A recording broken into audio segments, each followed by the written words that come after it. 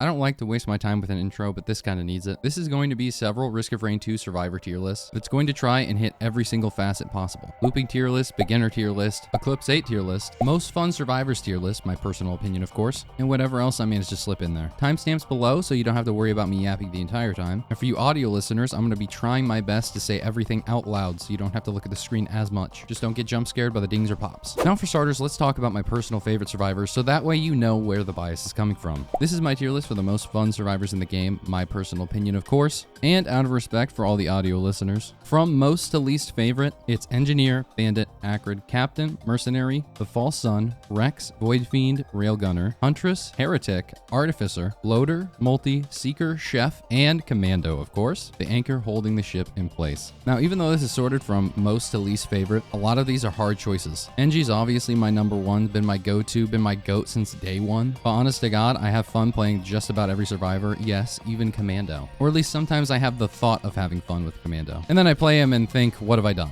One thing that I know is going to be brought up in the comments, why is Loader ranked so low? Because people are always surprised to hear that I don't like Loader that much. So here's my little explanation for you. Number one, Loader is like the easiest survivor in the game and probably the strongest, I would say, to spoil anything in the future. The developers themselves, when talking about Loader, even said it's okay that she's broken because we have fun with that. So unless you plan on mouth kissing a Lemurian, that's hot. The game feels won once you've locked in Loader. And number two, most importantly, honestly, anytime you're playing Loader or Mercenary, this is one of the reasons why I didn't like Mercenary for the longest time, all of a sudden you got more back seats than a school bus. The most annoying person you know will be dropping every single little niche fact about a character, even if you're doing it on the screen. And on top of that, there are going to be people that are like, man, you really don't know how to play this character, lol. Loader and Mercenary are just two survivors where pretentious players flock to them like bees to honey, flies to shit, me to antler shields. And even though I got over it with Mercenary, because you need a 10-foot vertical to hit the skill ceiling, Loader is more like Atlas being crushed under her skill ceiling. Loader is just too brain off that I can't pretend to care.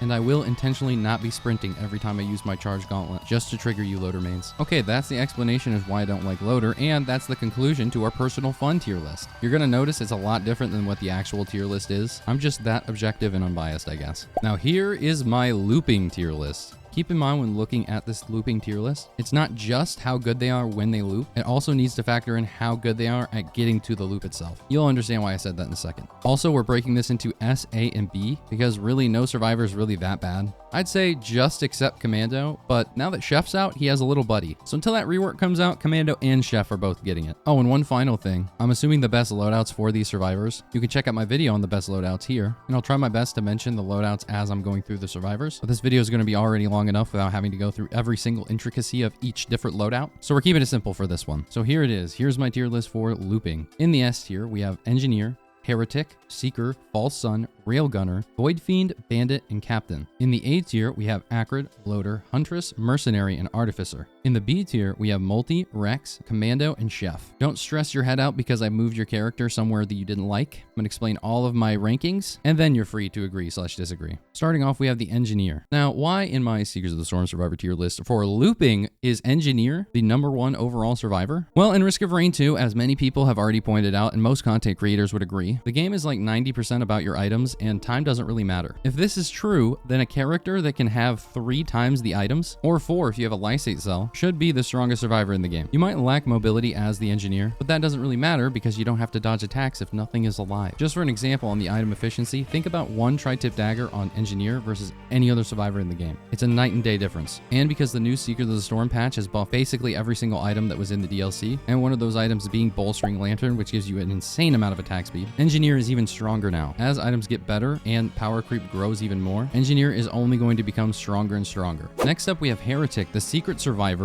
the bird survivor, the sexiest survivor? Wrong tier list. I didn't know whether or not I wanted to put Heretic on the tier list itself because she's only ever available if you pick up all 4 heresy items in a run, but she was on the tier list website, so I might as well just put her in here. Compared to every other survivor in the game, the Heretic has insane stats. Heretic starts out with 440 and gains 132 each level. Same for her damage as well. She has 18 and scales plus 3.6 per level, and even has more movement speed than the other survivors. The only downside to her stats is she starts out with negative health regen, which means you need regen items for you to be able to stay alive as the Heretic. That's a small price to pay for this little heroine Huntress because her stats are just insane. And picking up a prayer beads on this survivor is chef's kiss. Seeker is one of the new survivors in the Seekers of the Storm DLC. Shocking, I know. And I already made a tier list for the DLC survivor, so you can go check out that video. But Seeker is a really great survivor all around. And some of the proposed reworks for her in the future in Phase 3 are only going to make her stronger. For starters, if you're in multiplayer, you can actually revive other players. That's already an insane bonus. Second, when she hits full meditate stacks, gives you a pseudo power elixir, which essentially heals you if you ever get low HP. And all of your meditate stacks also improve your other abilities as well. And once you have all 7 stacks of meditate, you have extra 7% bonus stats for as long as you have saving grace, which is the little gold thing at the bottom left. If you end up using the little power elixir heal it gives you, it takes away your stats too, so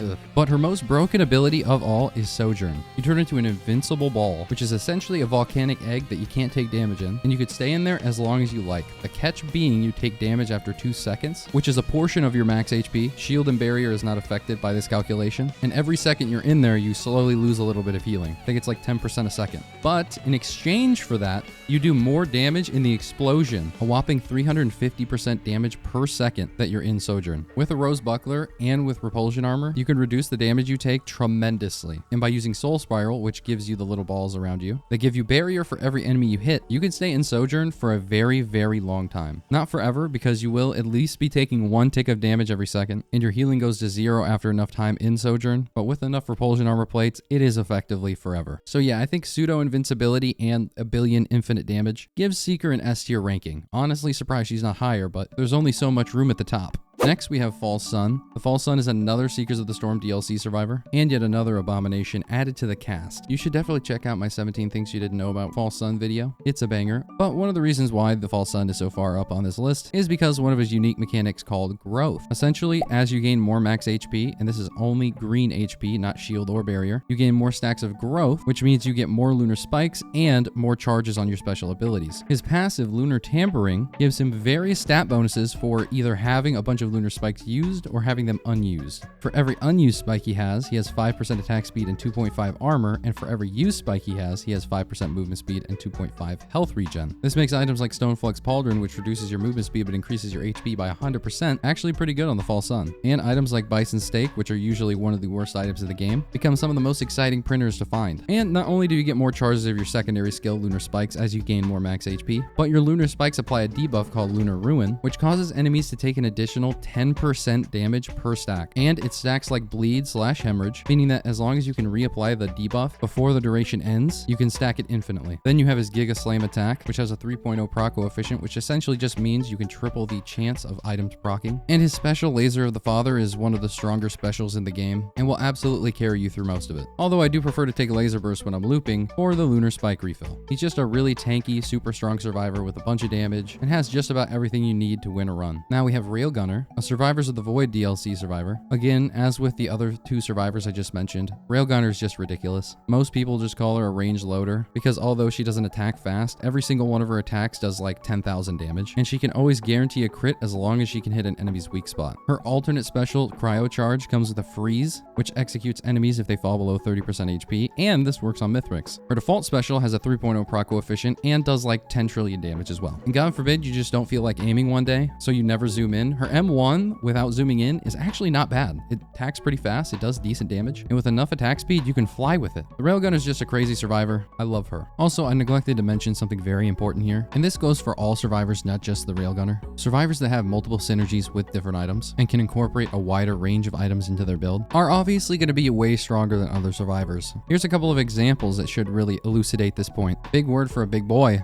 Sure, every survivor might love a soldier syringe, but how many survivors are really going to be keeping a Bison Steak in their inventory or an infusion? Well, the False Sun can turn a Bison Steak into move speed, armor, attack speed, healing. Same for infusion as well. How many survivors are really going to be able to apply Deathmark before the first loop? Or honestly, for some survivors, maybe even ever? Characters like Rex, Artificer, Bandit, the False Sun, they have an easier time getting a Deathmark started. And yet another example, an item like Pocket ICBM, which will only work if you have a missile item in your inventory, is great on Engineer who has harpoons, which it works with. So to bring this back to Railgunner, and you know what, I'm going to throw Engie in here too. There's very few items that the Railgunner can't use. With her charged shots, she can still hit fast, but relatively slow. But if she goes high attack speed, she can still proc a lot of items with her default M1. It has a 1.0 proc coefficient, and it's so good that if you get enough attack speed, you could just float up in the air. Long story short, if time doesn't matter and items are all that matters, the best survivors in the game should be the ones that use items most efficiently and have the most diverse set of items they can use. Heretofore, Engineer is the best character in the game.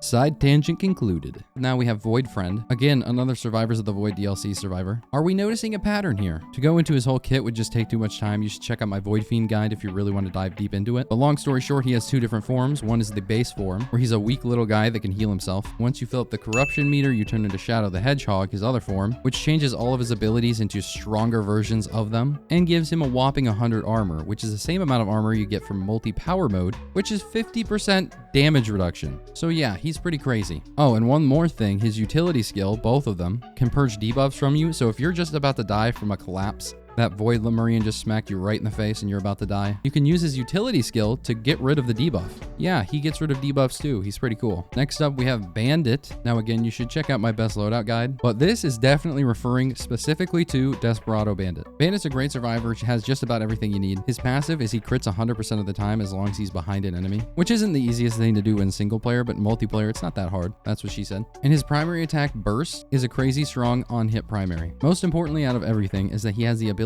Desperado, which grants 10% more Desperado damage for every single kill you get using Desperado. These reset every stage, which is the only thing keeping him from being the most broken survivor in the game. With Desperado, every stage in the first loop is pretty easy. The first stage, you're almost guaranteed to one-shot the boss with just a couple stacks. And even when you're looping and the enemies start to get more tanky, you could just focus the weaker enemies with Desperado just to get a couple stacks to get you started, and boom, you're one-shotting everything again. The final survivor for the S tier is Captain. Why is Captain so good? Well, not only does he have one of the strongest passives in the game, Microbots, which automatically shoot projectiles before they reach you, and you'll be shocked to find out what counts as a projectile. The allied warship unit zones, those count as projectiles. Elder Lemurian fireballs, etc. And this effect increases with attack speed, I believe. But don't quote me on that one, I'm not actually sure. However, one thing I do know is that it works on all of your drones as well. So you can have an army of drones blocking every single projectile in the game. A firewall, some might say, for the fireballs. On top of that, he has one of the strongest M1s in the game and procs like an absolute madman. For context, Bandit's primary burst has a 0.5 proc coefficient and each shot shoots out 5 pellets, whereas Captain has a 0.75 proc coefficient and shoots out 8. You can also hold it and charge it to make it more accurate. He also has the utility ability, Diablo Strike, which I believe is the strongest ability in the game in pure damage. 40,000 damage to all characters inside the AoE. Yes, that even includes you. And while yes, it does take a while for the charge to come down, you can just run enemies into the circle if you want, or time it so you can instantly kill bosses that spawn. There is a neat tech where you can skip phase 1 of Mithrix by just using Diablo Strike. And honestly, it does a bunch of damage, so I love it. All right, watch this, chat. Watch it, watch it, watch it, watch it, watch it, watch it, watch it. You want to see the Captain tech? It doesn't really work that well because I have cooldown reduction. So I have no idea. This is all a guess. I have to guess it.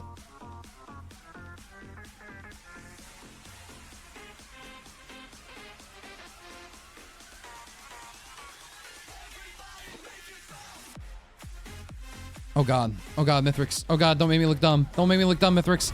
Oh, I'm so good at the game.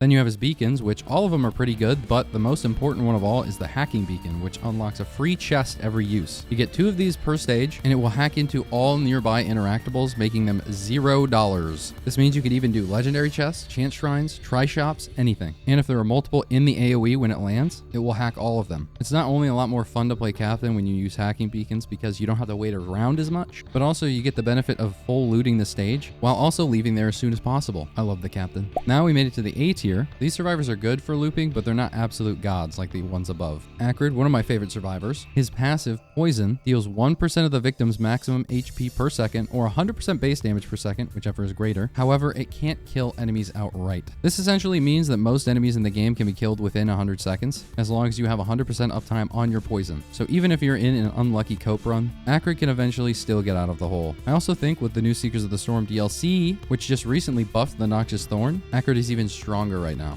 Loader. As I said before, Loader's an incredibly strong survivor and can blast through the first loop with no problem, but she isn't really a looping survivor, and there's really no reason to loop with her. And once you start going into the loop, you start having to deal with Malachite enemies and finally start seeing enemies that can actually kill you. Since she is literally just a melee survivor, if you ever fall behind on your damage, you're kind of screwed. You don't really have an option to sit back like other survivors and just pew pew from afar. You got to go in there and punch your problems away. So while Loader can loop and probably won't have too much trouble looping, I think she belongs here in A tier, but I feel like looping just makes you weaker for no reason. Just go to Mithrix, bro. Huntress is a very middle of the road survivor. She's a glass cannon. She doesn't really do anything like amazing, and her strongest ability is Rule 34. So while yes, she's a good survivor, she doesn't do anything tremendously well enough that would make me want to put her higher. Mercenary is another good survivor, and I'm prepared to fight off any of the Mercenary mains that want to say that he's the best survivor in the game. Got my vitamin D capsules on me at all times, so back the fuck up. But like Loader, Mercenary has one fatal flaw. He's a melee survivor. So looping on Mercenary is always going to be a little bit more dangerous than on other survivors. And even if you pick up slicing winds or try using your iframe abilities, you're still putting in all this extra effort for something that most other survivors don't have to worry about. And the final survivor on our A tier is Artificer. Very fitting. So the Artificer is pretty strong as a survivor, but doesn't really benefit from looping that much. It wasn't even until Seekers of the Storm until attack speed affected her M1, where the more she has, the lower the cooldown. But even with that buff, she's a lot like Loader. There's really no point in looping with her. She doesn't have any gimmicks in her kit that make it so looping's better for her. And again, she's probably the strongest when she's about to go to Mithrix. So while her kit is strong, she does a bunch of damage and she has 2 executes, Nano Spear and Ice Wall, which both work on Mithrix. I feel like she's just weaker than the other survivors above her and benefits less from looping anyway. So that double whammy combo makes it bottom of A tier for me. Still a strong place to be though,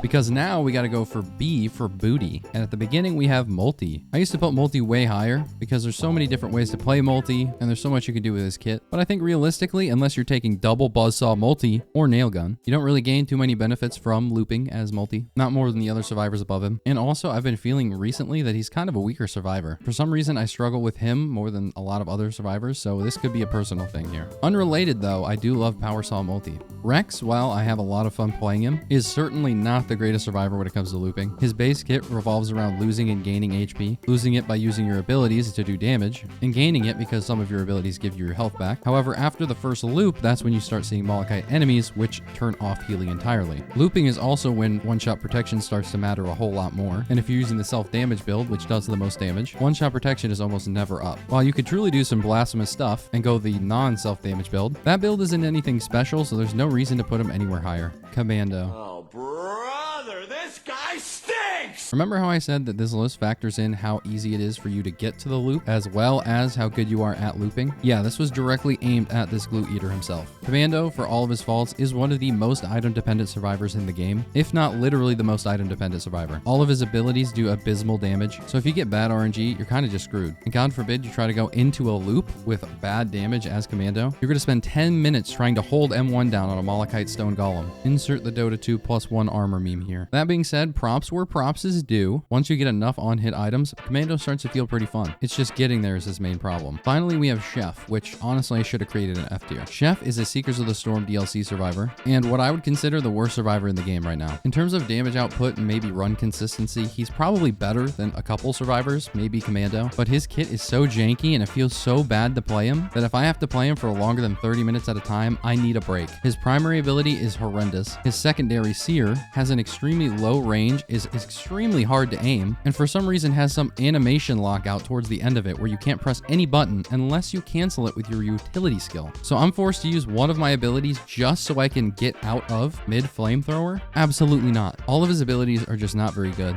and he's a frustrating mess to play. He is getting reworked sometime next year, and based on the most recent patch, he's probably going to be broken, so I can't wait in a year to make him the S tier top of the line survivor. Until then, here's where he stays, Chef. Aptly named because every time I play him, my brain gets fried. And that's it for the looping tier list. To recap so everyone understands, I would say most of the survivors in the S tier just have some sort of gimmick that allows them to loop better, or they're just cracked in general. A tier survivors are strong, but they're not quite as strong as the S tiers. And B is more mid. Like I said at the start, I have fun playing every survivor, and I don't think there's a bad survivor in Risk of Rain 2 except Chef. But again, that's mainly because of how the abilities are so jank and frustrating to use. So try not to be upset if your favorite survivor got lower than you wanted. Let's just put this all into context real quick.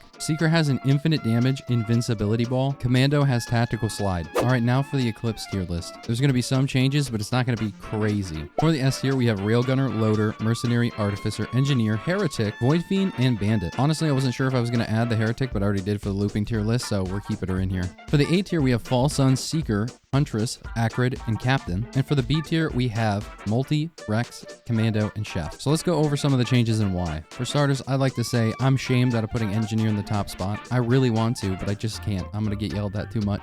Railgunner is great for Eclipse for several reasons, one of which is that she could just skip pillars with enough attack speed. In fact, I don't even think you need attack speed, but for my skip, I do. Then, of course, you have Cryo Charge, which is an execute at 30% HP, which works on Mithrix on all phases, making fighting him trivial. You just have to worry about getting there. Something a Railgunner never has to worry about. Then, of course, we have Loader, who's just going to be able to blaze through the stages and one-shot Mithrix. I mean, you speedrun the game by playing Loader and picking up like 3 items. She's just good. Mercenary, now this is a very high skill cap placement here, but I feel this is deserved as long as you're very good at Mercenary. Artificer also has 2 executes and Ion Surge can skip to Mithrix. Engineer, now this is probably going to cause a lot of flack, but once again, Engineer is 3 times as efficient with items as other survivors. Even when I'm playing his worst kit, all default abilities except mobile turrets, I still feel ridiculously strong on this survivor. I'm only not putting him higher because of peer pressure, so good job, social structures, you won. But all I'm gonna say is, if I suck at the game and I can win like 90% of my Eclipse 8 runs with Engineer, Engineer must be pretty good then, huh? Checkmate. Libtards. Heretic. Squawk.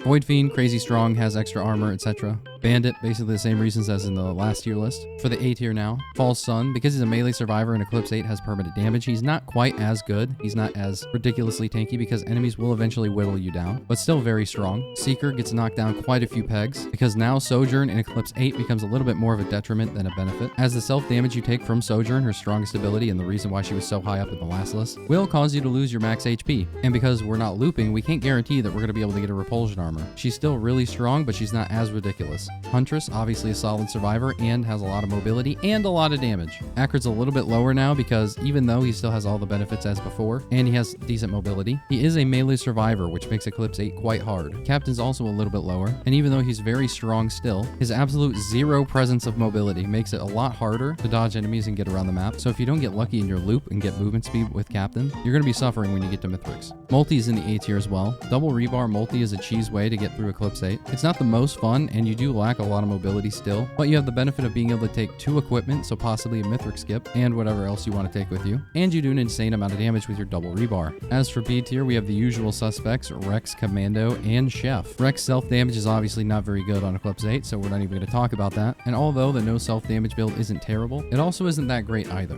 Commando, once again, you're just a bad survivor, I don't like you. And you're even worse if you can't loop. I mean, if you're going to play a survivor that needs a gajillion items to even be fun and enjoyable, who the heck is going straight to Mithrix as soon as you do damage? And of course, Chef. I hate Chef, so he goes here. In all honesty, he might be better than Commando, but even that's a hard sell, so I'm not sure. My hatred of this survivor taints my tier list, I will agree. I can't be objective about this guy, I just can't. And that's my Eclipse 8 Seekers of the Storm tier list. Do you agree or disagree? Let me know. I don't really like Eclipse 8 that much. A lot of the modifiers are extremely boring to me, and therefore I don't really play it that much, so I'm by no means an expert. I will say I've unlocked Eclipse 8 on all survivors. I've got that gold badge, baby, so, you know, I'm kind of an expert. Now for our beginner tier list, because as I've played the game more and more, I'm obviously way more consistent with a lot of the survivors, and even the ones that seemed difficult at first when I first started playing seem easy to me now just because I have so many hours under my belt, which worried me when I was putting together my tier list, because someone with 100 hours might not think Mercenary is the best survivor in the game, while someone with 5,000 hours might be looking at them like, bro, just learn all the niche techs and how to dodge all the damage,